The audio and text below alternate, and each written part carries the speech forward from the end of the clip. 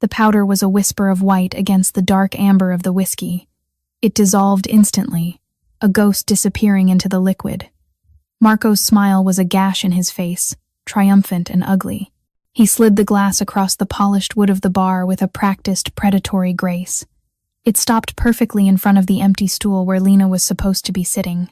"On the house," he called out, his voice loud enough for the whole quiet room to hear. His words were a performance. Lena, who was wiping down a nearby table, flinched at the sound of his voice. She had been flinching all night. She turned, her movements tired but still graceful. Her eyes fell on the glass. A peace offering, he called it, but she knew it was just another link in a chain of torment he had been forging for the last hour. The entire restaurant, a small, elegant establishment named the Cypress, had fallen into a strained silence. The clinking of cutlery had stopped. The low murmur of conversation had died. Everyone was watching. They had seen his hand hover over the glass. They had seen the quick, furtive motion, but no one said a word. Fear was a thick blanket smothering them all. Lena looked at Marco. His eyes dared her. They said, "Drink it. Show everyone you're not afraid of me. Show everyone I still own you." She was so tired. Tired of the fight. Tired of the fear. Tired of him. Maybe if she just drank it, he would finally leave. Maybe the humiliation would be over. She took a slow step toward the bar, her heart a cold, heavy stone in her chest. Her hand, small and trembling slightly, reached for the glass. And then, a sound cut through the suffocating silence. It was not loud. It was the simple, solid scrape of a wooden chair leg against the stone floor. From a dark corner booth, a man stood up. He was tall, built with the solid economy of a man who understood violence but had no need for it anymore. His black jacket was simple, his sleeves rolled up just enough to reveal the faded, intricate ink that coiled around his forearms like sleeping serpents. His eyes, calm and watchful, were fixed on the glass in Lena's hand. He spoke, and his voice was not a shout. It was a quiet statement of fact, a low rumble that carried more weight than Marco's booming arrogance. "Don't drink that."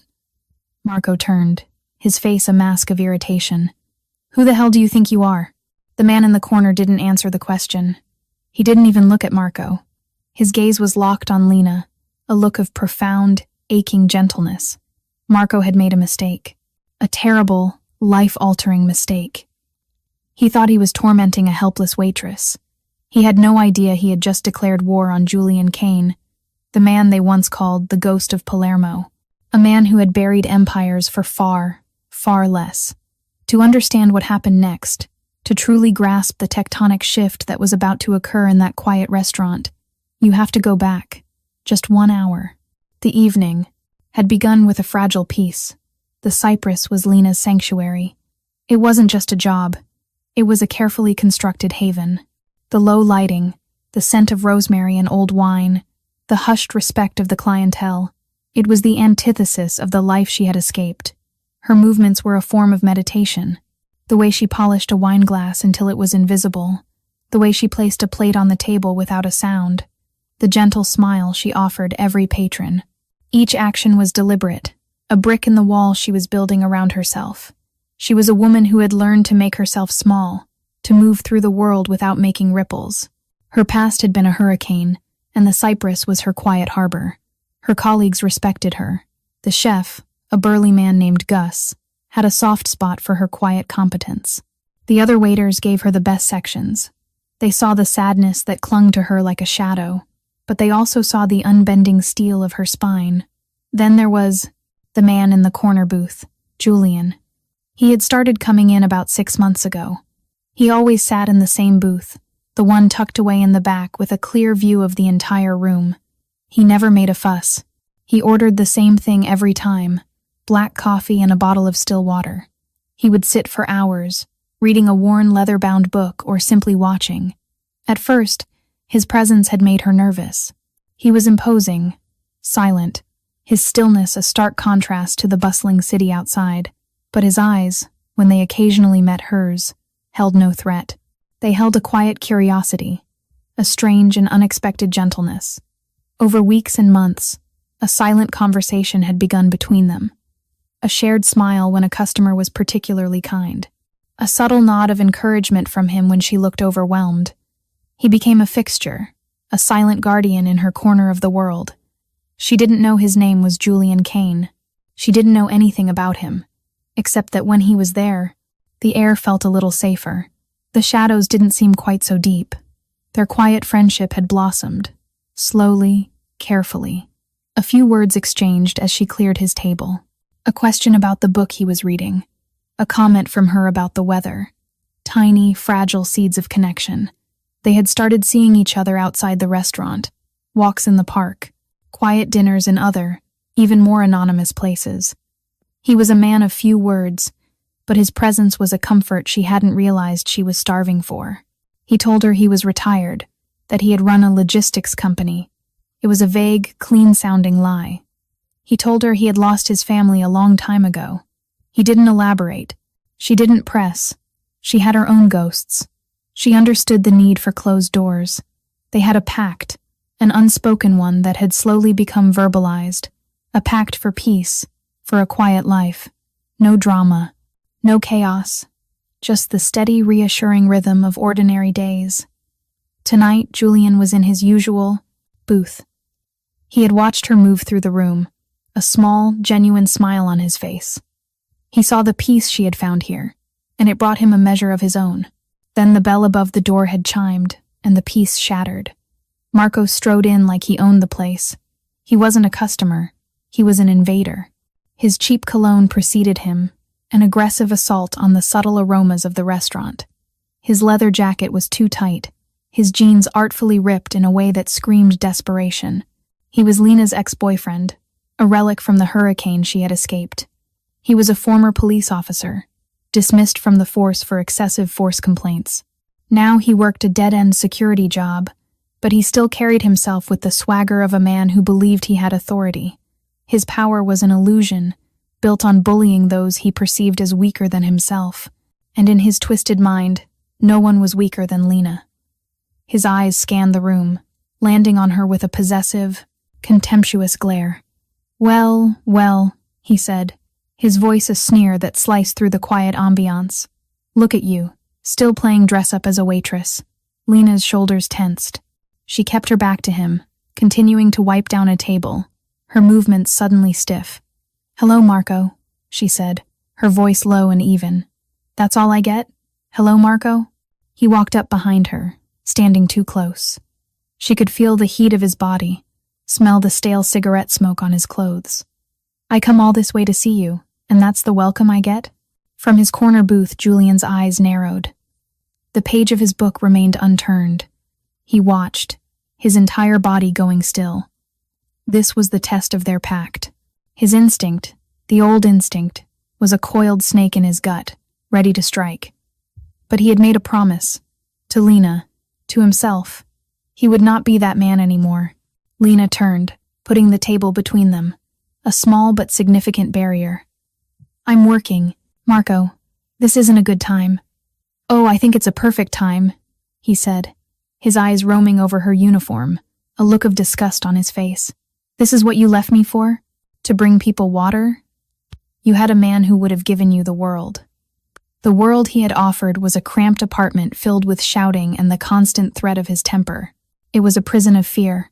This restaurant was her freedom. Please, she said, her voice a quiet plea. Don't do this here. Or what? He challenged, leaning on the table. You'll get your manager? I'd love to talk to him. Tell him all about what a mess you were when I found you. This was his method. Cruelty disguised as concern. Humiliation as a tool of control. He sat down at the table she had just cleaned, deliberately smudging the polished surface with his hand. I'm a paying customer. You have to serve me.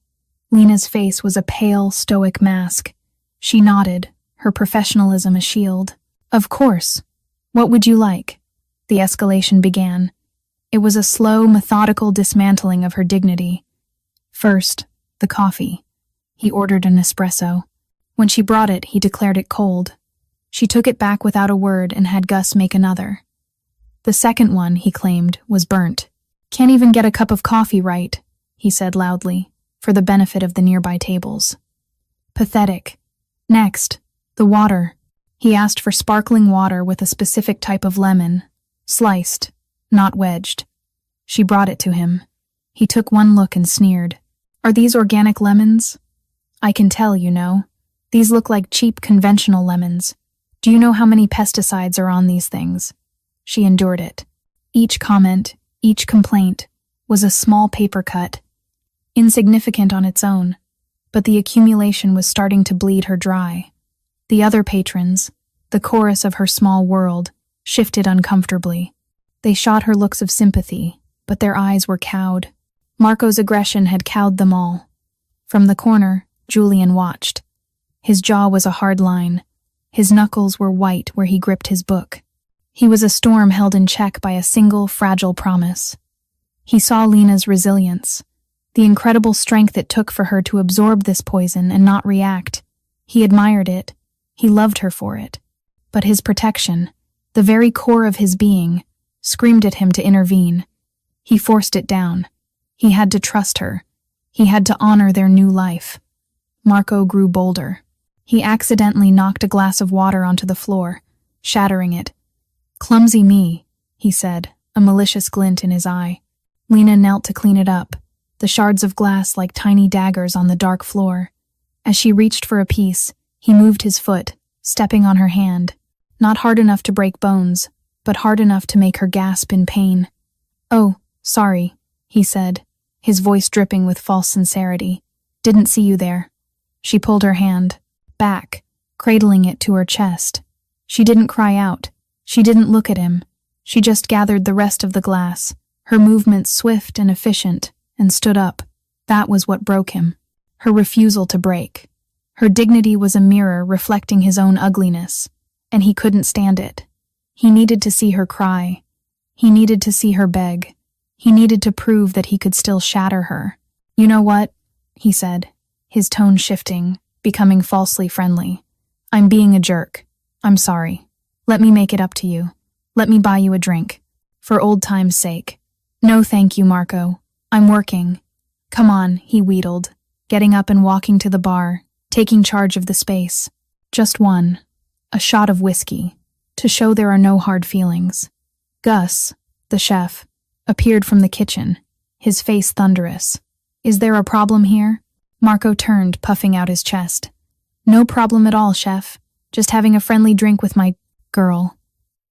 "She's not your girl," Gus growled. "And she's working, so why don't you finish your pesticide-free water and get out?" Marco laughed, a harsh barking sound. "You want me to leave? I'm a customer. You can't make me leave." He looked at Lena. "Tell him, Lena. Tell your friend we're just talking." Lena looked from Gus's protective anger to Marco's volatile cruelty. A scene was the last thing she wanted. It would draw attention. It would ruin the peace of this place. "It's okay, Gus," she said, her voice barely a whisper. "It's fine." Gus looked at her, his expression softening with concern, but he respected her wishes. He gave Marco one last withering glare and retreated back into his kitchen, but he left the door propped open, watching. Marco's victory was sickening. He had isolated her again. "See? We're fine," he said, turning back to the bar. He grabbed a bottle of expensive single malt whiskey, the owner's private stock. He poured a generous amount into a lowball glass. Lena had taken a moment to compose herself at a small, empty table in the back, her designated break spot. Her back was to the bar. She was trying to breathe, trying to hold on to the calm that had been so hard-won. And in that moment, with everyone's attention on Lena's stoic suffering, Marco acted. His hand went into his pocket. It came out with a small, folded piece of paper. With a flick of his thumb, he opened it. A small mound of white powder sat in the crease. His movements were fast, practiced. He glanced around. The other customers were looking away, pretending not to see, caught in that paralysis of polite society. Gus was momentarily distracted by a ticket. Julian, in his dark corner, was obscured by a pillar. Marco thought no one was watching. He tipped the powder into the whiskey. It vanished without a trace. This was the final straw, the ultimate act of violation. He wasn't just trying to humiliate her anymore. He was trying to incapacitate her, to take her, to break her completely. He slid the glass across the bar. "On the house," he called out, and the room fell silent. Lena turned. She saw the glass. She saw the expectant, predatory look on his face. She was so tired. She walked toward the bar, her hand reaching out, a final act of surrender to end the torment. The sound of the chair scraping the floor was like a thunderclap in the tomb-like silence. Julian Kane stood up. His movement was slow, deliberate, laden with an ancient and terrible gravity. He was no longer a quiet customer. He was a judge ascending to the bench. The air in the room shifted. It was a physical thing, a sudden drop in temperature, a change in pressure that made ears pop. The diffuse fear that had hovered in the room now had a focal point. It was no longer radiating from Marco. It was pouring, in waves, from the tall, silent man in the corner. An old man at the bar, a retired bookie who had seen his share of tough guys, audibly gasped. His face went pale. He recognized the look. He didn't know the name, but he knew the archetype. This was not a man you crossed. Marco, drunk on his own perceived power, was oblivious. "Who the hell do you think you are?" he sneered, turning to face Julian. "Her new boyfriend? Sit down, old man, before you get hurt." Julian didn't even glance at him. His eyes were on Lena, and they were filled with a world of apology. An apology for letting it go this far. An apology for what he was about to do. He had tried. He had honored their pact for peace. But Marco had brought the storm to his harbor, and now the seawall was about to break. "Lena," he said, his voice quiet but absolute. "Step away from the table." It was not a request. It was a command wrapped in care. Lena froze, her hand hovering over the poisoned glass. She looked at Julian, and for the first time, she saw past the quiet, kind man she had coffee with. She saw the immense, coiled power he held in reserve. She saw the ghost in his eyes. She obeyed without a second thought. She took a step back, then another, creating a space around the bar, a stage for the final act. Marco laughed, but the sound was brittle now, tinged with the first cold finger of doubt. "She listens to you? What, you her daddy now?" Julian finally moved his gaze from Lena.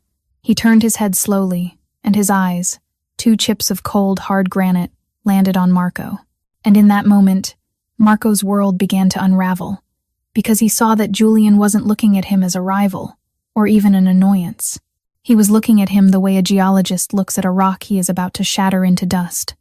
To understand the sheer, terrifying totality of what was about to unfold, you need to understand who Julian Kane really was. He wasn't just a retired businessman. The logistics company he'd run was not about trucks and shipping containers. It was an empire built on fear, loyalty, and an unbending, brutal code of honor. In the old world, the world he had tried so desperately to leave behind, they called him the Ghost of Palermo, not because he was from there, but because his methods were as silent and as final as the vendettas of the old country. Julian had not inherited his power. He had forged it in the fires of a brutal street war. He had taken a scattered, broken syndicate and rebuilt it from the ground up. His rule was different. While his rivals used chaos and indiscriminate violence, Julian used precision. He used intelligence. His greatest weapon was not the gun, but his understanding of human nature. He knew what people wanted, what they feared, and what they loved. His empire was built on loyalty, not just fear. He protected his people. If you were under Julian's care, your family was safe, your children were looked after, your debts were manageable. He demanded absolute loyalty, but he gave absolute security in return. His code was simple. You do not harm the innocent. You do not involve families. You do not betray the trust of those who rely on you. Business was business, but there were lines. For a decade, he had been the undisputed king of a hidden city, his name a whisper that could stop hearts, but his reign had ended in fire and ash. A rival, a new breed monster named Silas Corbin, who saw no lines, only opportunities, decided to break the code. Corbin didn't come for Julian. He came for his family. An ambush, not on an armored car, but on a family outing to a local fair. It was a bloody, chaotic nightmare. Julian, a master of predicting violence, had not seen it coming. He had allowed himself a single afternoon of peace, a single afternoon of being a husband and a father. In the ensuing chaos, his wife, Isabella, and his 7-year-old daughter, Sophia, were killed, caught in the crossfire. The loss didn't just break Julian's heart, it shattered his soul. The man he was, the king, the strategist, died that day with his family. In his place was a specter of pure, cold rage. The war that followed was not a war. It was an extermination. Julian dismantled Corbin's empire not in weeks or months, but in 72 hours. He didn't just kill Corbin's men. He exposed their finances, turned their allies against them, revealed their secrets to other, more vicious enemies. He made them pariahs. He turned their own world against them. When he finally cornered Silas Corbin, the man was alone, broke, and terrified. Julian didn't kill him with a bullet. He sat with him for 6 hours, calmly and quietly telling him exactly how he had destroyed his life, piece by piece. Then he left him in the room with a single bullet in a gun and a ledger detailing every person Corbin had ever wronged, which was being delivered to the authorities as they spoke. Silas chose the bullet. After that, Julian vanished. He walked away from his own empire, leaving it in the hands of his most trusted lieutenant. He took nothing but the ghosts that now lived in his eyes. He wandered for years, a wealthy man with a hollowed-out life, searching for something he couldn't name. He found it on a rainy Tuesday, in a quiet restaurant called the Cypress. He had walked in to get out of the downpour, a man adrift, and he saw her, Lena. She was dealing with a drunk, belligerent customer, a man much like Marco, full of bluster and cheap cruelty. Julian had been about to stand up, the old instincts flaring, but then he watched as Lena handled it. She didn't shrink. She didn't cry. She absorbed his insults with a quiet, unshakable dignity. She de-escalated the situation, not with fear, but with a calm firmness that was more powerful than any threat. In her, he saw a strength he had never known. His strength was about control, about projecting power. Hers was about endurance, about preserving a small, bright flame of kindness in a world that was trying to extinguish it. She was the peace he had been searching for. He started coming back, day after day, just to watch her, to be near that quiet strength. It was a balm on his scorched soul. He saw the way she treated the elderly couple who came in every Friday, the way she slipped an extra cookie to the busboy who was having a bad day. She was fundamentally good, in a way he had long forgotten was possible. Their relationship grew with the cautious delicacy of two people who had been deeply wounded by the world. They talked about books, about music, about dreams of a quiet life. He was a man named Julian who sold his business. She was a woman named Lena who had left a bad relationship in another city. They built a new reality together, based on the shared hope for peace. He had made a promise to her, whispered late one night as they sat by the river. No more violence, no more of the old life, just this, just us. And he had meant it with every broken piece of his heart. But Marco, in his ignorant cruelty, had just taken a sledgehammer to that new reality. He had brought the old world crashing into their sanctuary. He hadn't just threatened Lena, he had threatened the ghost of a 7-year-old girl named Sophia. And for that, there was no forgiveness. There was only a reckoning. Back in the restaurant, the silence stretched, thin and taut. Julian walked from his booth toward the bar.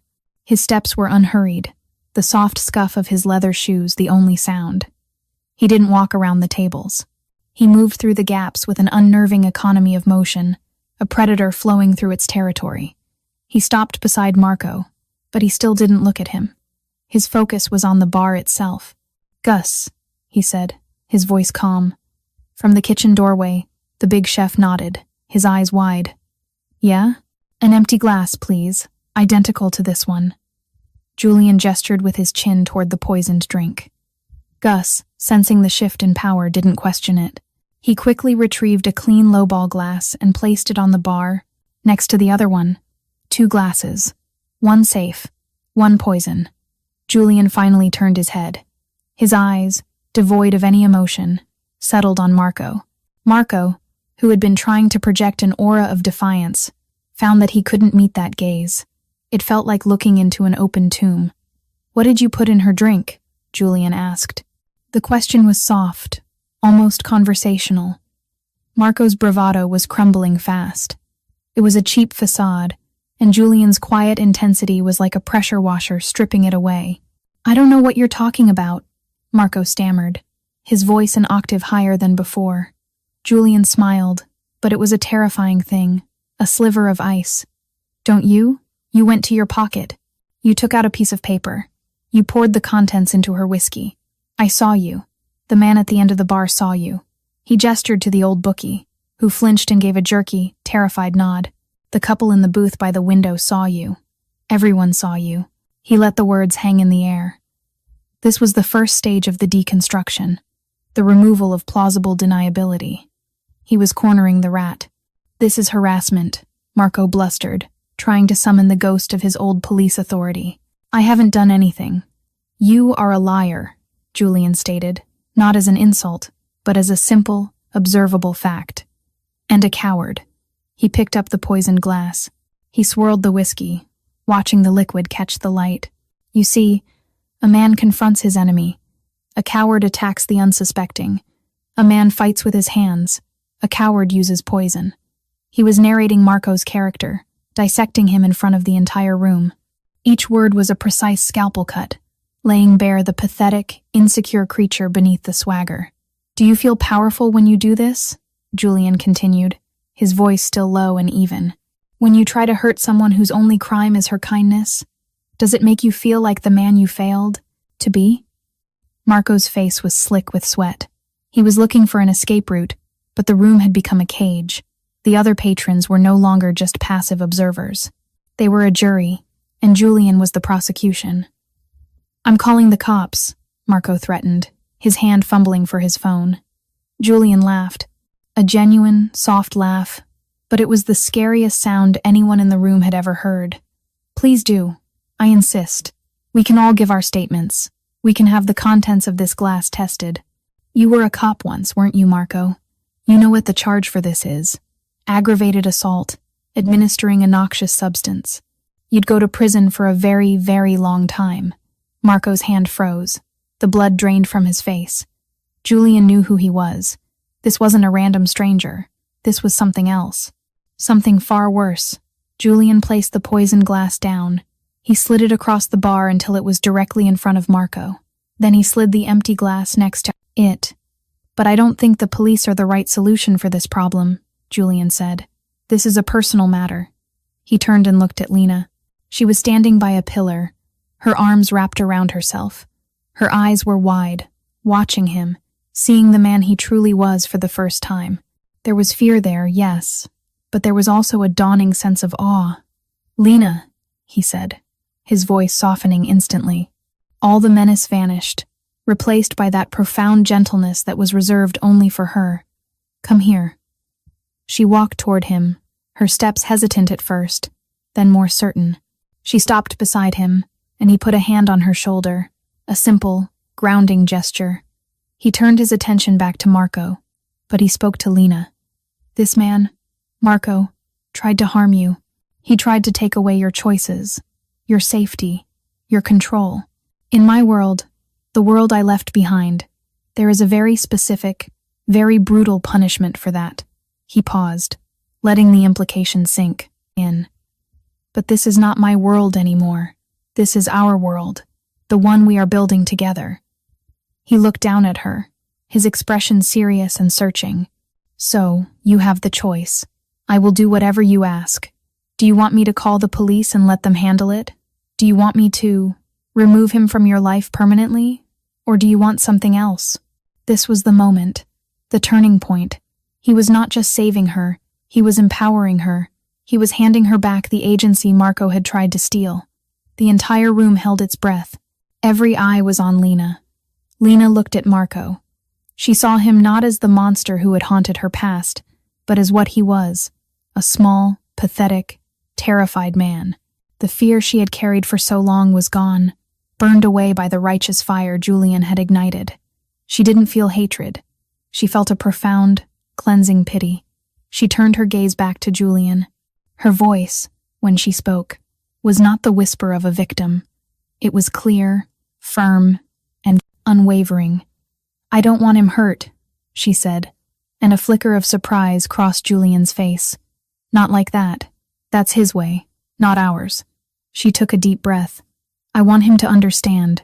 I want him to spend every day for the rest of his life understanding what he tried to do. I want him to see what real strength looks like, and what real weakness feels like. I want him to listen. That's his punishment. He never listens." Julian looked at her, and his expression was one of absolute adoration. She had not only passed the test, she had transcended it. She had chosen empathy over vengeance, justice over retribution. She had validated every belief he had ever had in her goodness. He nodded slowly. A wise and merciful sentence. He turned back to Marco, his face once again a mask of cold, implacable judgment. "You heard her," Julian said. "Your sentence is to learn." He pulled out his own phone. It was a simple, old-fashioned model, not a smartphone. He dialed a number from memory. It rang once. "It's me," he said into the phone. The voice on the other end was muffled, but the tone was one of immediate, unquestioning deference. Julian began to speak, his voice a low, calm monotone. "I need you to do a few things for me.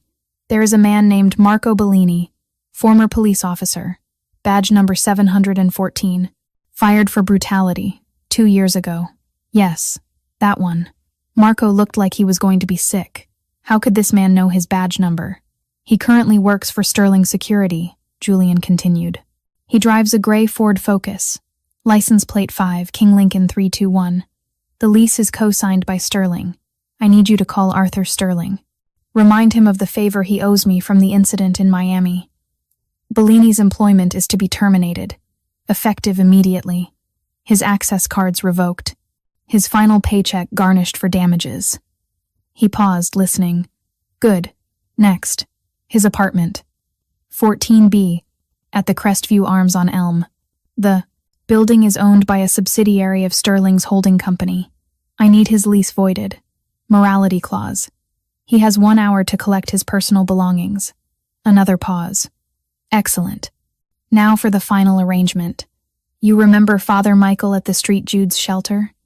The one for battered women. Call him. Tell him I am sending him a new volunteer. Unpaid, of course. His name is Marco Bellini. He will be provided with a room in the basement. His duties will be to clean the floors, scrub the toilets, and serve the meals. But most importantly, he will be required to attend 3 group counseling sessions a day. Not to speak, to listen. He will listen to the stories of the women his actions have hurt. He will do this for 1 year. If he tries to leave, if he is disrespectful in any way, call me." He listened one last time. "Thank you, Daniel," he said, and hung up. 1 phone call. Less than 2 minutes. He had not raised his voice. He had not issued a single threat of physical violence. But he had completely and utterly annihilated Marco's life. He had taken his job, his car, his home. He had stripped him of everything. And then, he had delivered the true punishment, the one Lena had asked for. A year of forced empathy. A year of confronting the consequences of his own toxic masculinity. It was a punishment more profound and more devastating than any beating. Julian slipped his phone back into his pocket. Marco was hyperventilating, his face ashen. "You can't do that," he whispered, the words catching in his throat. "You can't."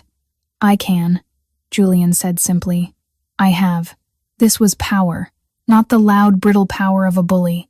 This was the quiet, absolute power of a man who understood the architecture of the world and could redesign it with a single phone call.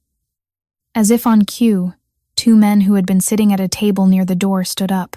They were dressed in sharp, unassuming business suits. They had been sipping water the whole time, unnoticed. They were Julian's lieutenants, his ever-present, invisible security. They were the enforcers. They walked toward the bar, their faces impassive. They didn't look like thugs. They looked like accountants or lawyers. But their presence was suffocating. They flanked Marco, 1 on each side. They didn't grab him. They simply stood there. One of them, the man Julian had called Daniel, leaned in and spoke in a low, professional tone. "Mr. Bellini, It's time to go. We can do this quietly, or we can do this another way. The choice is yours." Marco looked from one impassive face to the other.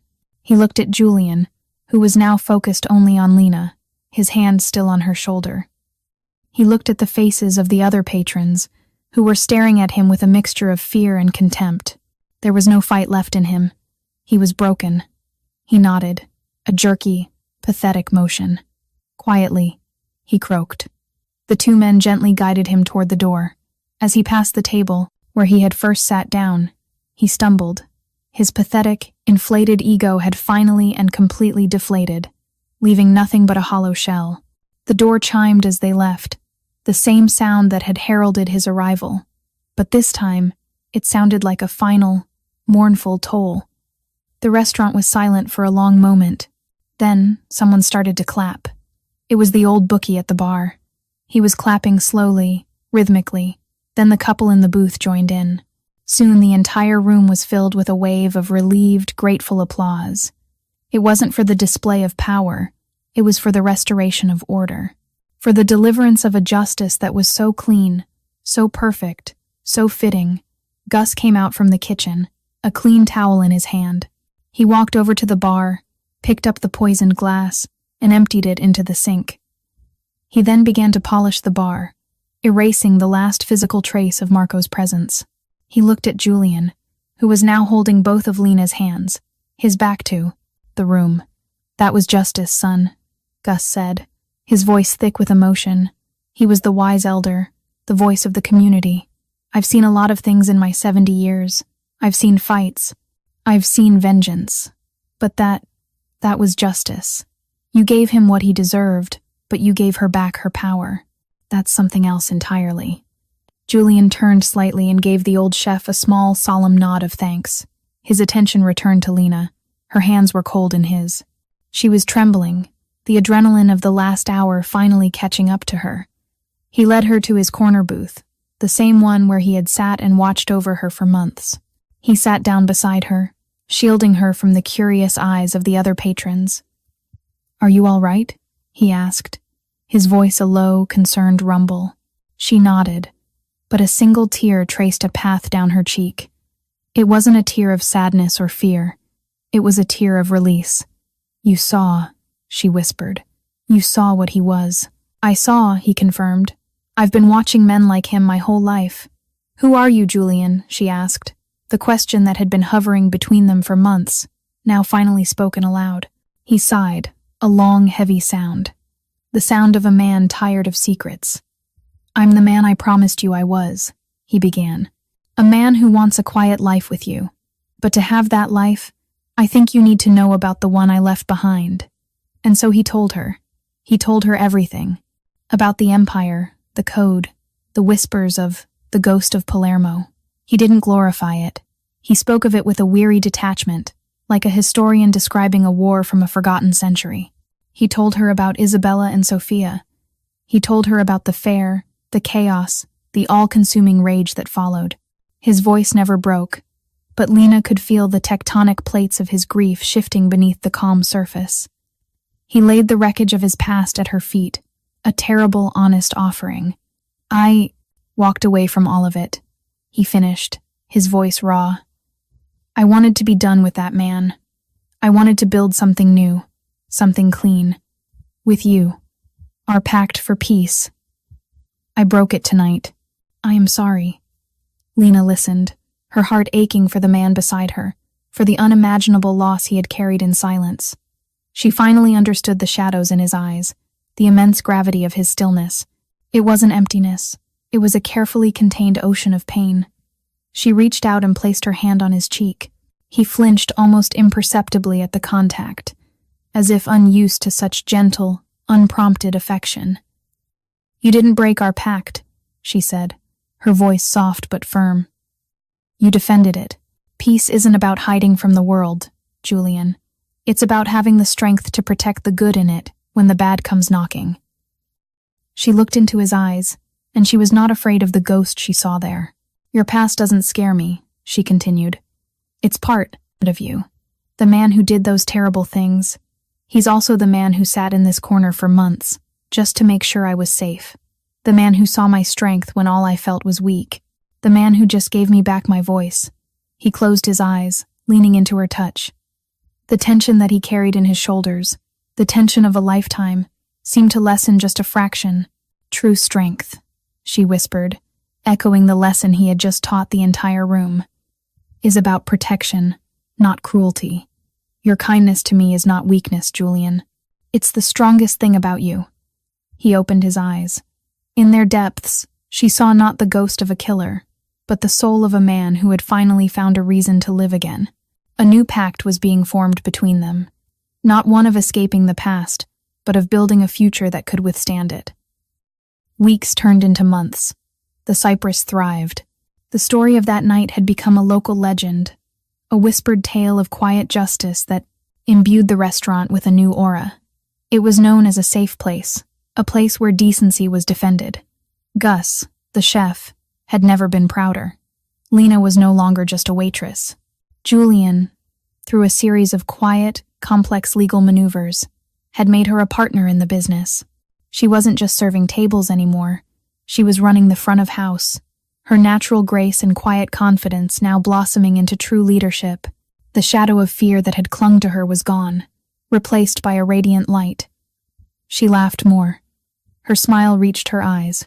She moved through the world not as someone trying to be invisible, but as someone who belonged. She and Julian were a constant presence, often found in their corner booth, not as customer and waitress, but as partners in every sense of the word. They were the quiet, steady heart of the place. One evening, a letter arrived for Lena at the restaurant. It had no return address, but the postmark was from the city's Grimier, industrial side. She opened it cautiously. The handwriting inside was clumsy, hesitant. Lena, it began. I don't know if you'll read this. I don't deserve for you to. They make us write letters as part of the process here. At first, I thought it was stupid. Everything was stupid. I've been here for 3 months. At the shelter. I clean the bathrooms. I serve the food. And I listen. God, do I listen? At first, I just heard noise. Women complaining. But then I started to hear the words. There was a woman named Maria. Her husband broke her arm because the dinner was cold. The same night I complained about my coffee. There was a girl named Sarah, younger than you. Her boyfriend posted pictures of her online to humiliate her because she wanted to break up with him. He told everyone she was his property. I listen to these stories every day, 3 times a day, and I see my own face, my own words, my own actions. That night at the restaurant, I thought I was being a man. I thought I was being strong. But listening to these women, I see that I was the weakest person in that room, the most pathetic. I don't know what a substance was in that drink. I got it from a guy who said it would just make you compliant, make you listen to me. I wanted to force you to see that you still needed me. How sick is that? I wanted to break you to fix myself. This place is hell. Not because of the work, but because every day I have to look in the mirror and see myself for what I really am. It's the first honest look I've had in my whole life. I am sorry. I know those words are cheap. I've said them 1,000,000 times and never meant them. But I'm sorry. Not because I got caught, but because I finally, for the first time, understand what I did. I tried to put out your light because I was jealous of it. I have 9 more months of this. They say if I do well, I can stay on, get a real job here. Maybe I will. Maybe helping is the only way to pay back the hurt. You don't need to. Forgive me. Just know that you were right. You were always the strong one. Marco. Lena folded the letter, her hands steady. She felt no anger, no fear, only a distant, sad peace. The punishment was working. It was a slow, painful rebirth, a forced journey into the light. It was true justice. She looked across the now bustling restaurant to the corner booth, where Julian was watching her, his expression calm and questioning. She gave him a small, reassuring smile and tucked the letter into her apron. Later that night, after the last customer had left and the lights were turned down low, she and Julian sat in their booth. The silence between them was comfortable, profound. A letter from Marco, she said simply, placing it on the table between them. Julian didn't reach for it. He didn't need to. He just looked at her. And I think he's beginning to understand, she said. Julian nodded slowly. Good. Understanding is the beginning of change. What you did that night, she began, trying to find the words. It was so precise. You took everything from him, but you left him with the one thing he needed, a chance to become a better man. Vengeance is easy, Julian said, his voice a low murmur. It's a fire that consumes everything, including the person who lights it. I know that better than anyone. But justice, true justice, is about rebuilding. Sometimes you have to tear down the old structure first, but the goal is always to build something better in its place. He reached across the table and took her hand. His touch was warm, solid. You taught me that, Lena, he said, his voice filled with a quiet reverence. I was content to live in the ruins of my past. You showed me how to build again. The peace they had found was not the fragile, fleeting peace of avoidance. It was a strong, resilient peace, forged in crisis, tempered by empathy, and anchored in a love that was brave enough to face the ghosts of the past and offer them a path to redemption. In the quiet restaurant, under the dim lights, the ghost of Palermo was finally at rest, his haunting over. He was just Julian, a man holding the hand of the woman he loved, in the sanctuary they had built together. And it was more than enough. It was everything.